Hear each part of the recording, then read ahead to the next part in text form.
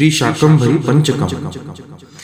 श्रीवल्लभ सोदरी श्रितजनच्चित्तायिनी श्रीमती श्रीकंठार्ध शरीरगा श्रुतिल सन्मानिक्यताटंकका श्रीचक्रांतरवासिनी श्रुतिशिरहा सिद्धांत मार्गप्रिया श्रीवाणी गिरिजात्मिका भगवती शाकंभरी पातु माम्.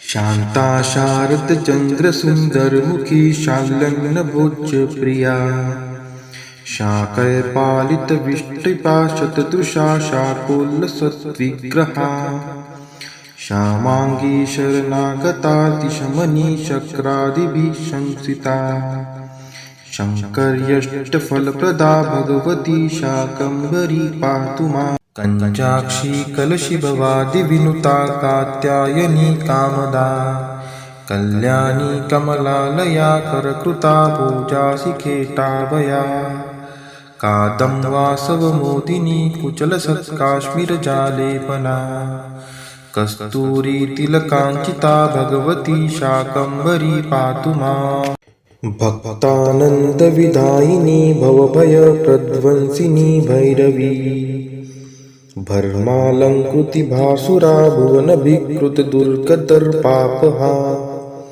भुभृन्नायक नंदिनी भुवनसुरभास्यत्परकोटिभा भौमानंद विहारिणी भगवती शाकंभरी पातु माम्.